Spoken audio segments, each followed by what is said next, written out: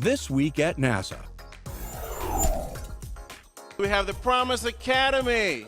Oh, wow. The excitement and inspiration of space exploration was the subject of a special forum held in New York to celebrate Women's History Month.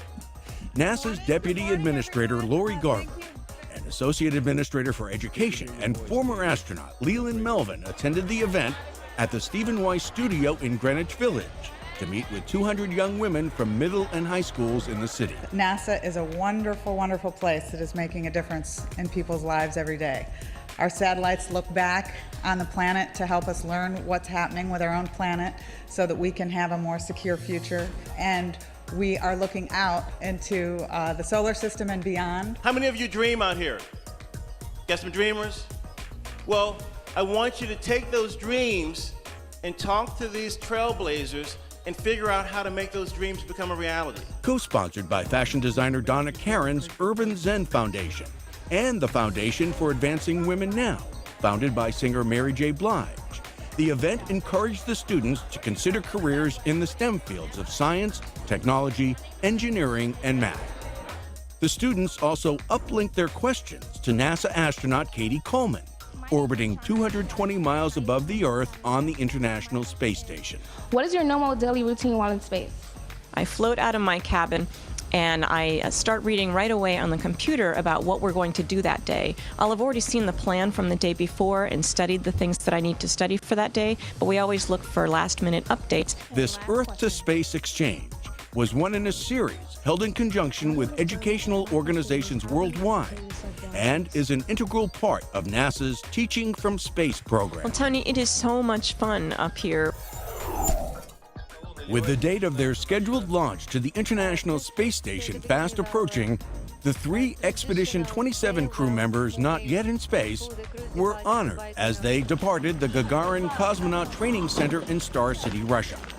NASA astronaut Ron Garan and Roscosmos cosmonauts Andrei Borisenko and Alexander Samokotchev will conduct a series of pre-launch activities at the Baikonur Cosmodrome in Kazakhstan before lifting off in their Soyuz TMA-21 spacecraft for the ISS on April 4th.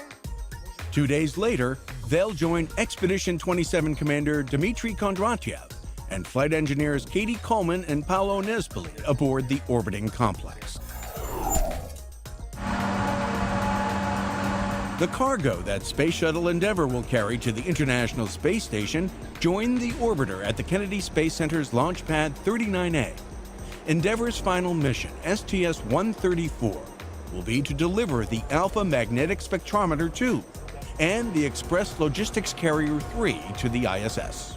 The AMS is a particle physics detector designed to operate from the station and search for various types of unusual matter, while the carrier is a platform filled with spare parts for station operation. STS-134 ULF-6 will be the 134th mission for the Space Shuttle program. It will be the 35th shuttle flight to the International Space Station, and it will be the 25th and final flight of Endeavour. Commanding STS-134 is Mark Kelly.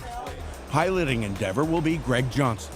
Serving as mission specialists are Mike Fink, Drew Feustel, Greg Shamatov, and European Space Agency astronaut Roberto Vittori. The shuttle, for me, is nothing else than the father of anything that will fly in the future at hypersonic speed and will make our world much smaller. It's a bittersweet privilege to be taking Endeavour on its last flight, delivering the last major piece to the ISS.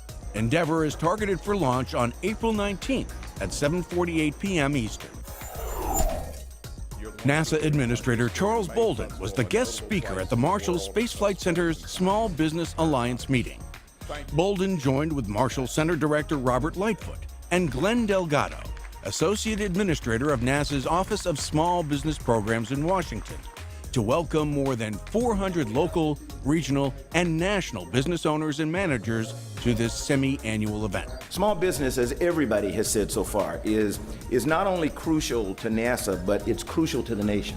Federal procurement opportunities for women-owned, minority-owned, veteran-owned, and small businesses are critical to this economy and to sustaining economic development. Bolden also met with young space campers at the U.S. Space and Rocket Center to promote education and careers in science, technology, engineering, and math.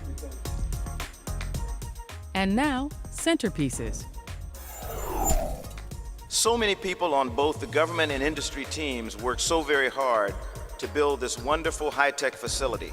Administrator Charles Bolden was joined by Senator Barbara Mikulski of Maryland and other dignitaries for the unveiling of the Wallops Flight Facility's new Horizontal Rocket Integration Facility, or HIF.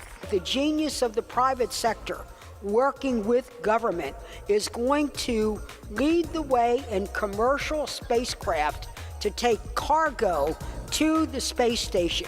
So the space station can continue the innovation and discovery, be the national laboratory in the sky. HIF will support the launch of medium-class missions. The first commercial customer scheduled to utilize this new addition is Orbital Sciences Corporation of Dulles, Virginia. As we look ahead, we now anticipate regular cargo launches to the ISS from Wallops, providing a source of high-quality jobs for this region and a new draw for visitors here. Orbital has moved its Taurus 2 vehicle into the facility this month for its planned launch later this year. The company's partnership with NASA comes under the agency's Commercial Orbital Transportation Service Project and Commercial Resupply Services program. Assembly of the first J2X, dubbed Engine 10001, is in full swing at NASA's Stennis Space Center. The J2X is designed to be a highly efficient and versatile rocket engine and has the ideal performance characteristics to power the upper stage of a heavy lift launch vehicle. J2X engine assembly, as you can see behind me, is in full swing. Parts are rolling in from the DeSoto campus where they're being manufactured and final machined. Engine assembly started with the main combustion chamber because basically the rest of the engine hangs on that. The turbo machinery is next, the oxidizer and fuel turbo machinery, and those have now been installed. The inlet ducts went on soon after that, and that's kind of the state of where we are now.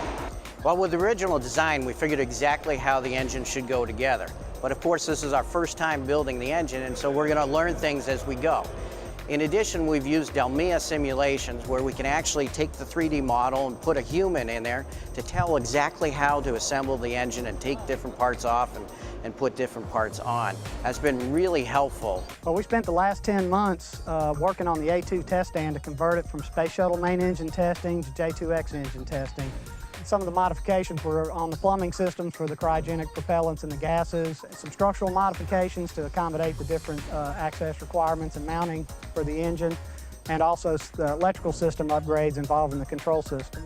The J2X is designed and built by Pratt & Whitney Rocketdyne of Canoga Park, California for the NASA Marshall Space Flight Center.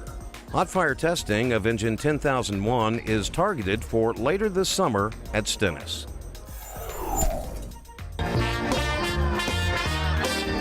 The Bayou Regional First Robotics Competition held in the New Orleans area brought together teams from 38 high schools in 7 states for a weekend of competition that immerses students in the world of engineering while teaching them the benefits of teamwork. First, for inspiration and recognition of science and technology, is one of many programs NASA supports to engage students in the fields of science, technology, engineering, and math. You might not know, but NASA is the largest single sponsor of FIRST Robotics. The NASA education team and many other Stennis employees served as coaches, mentors, judges, referees, and machine shop volunteers for this exciting competition. It doesn't end here at all. As a matter of fact, for all of you, this really has the opportunity just to be a beginning. The first championship is scheduled for next month in St. Louis. And that's This Week at NASA. For more on these and other stories, log on to www.nasa.gov.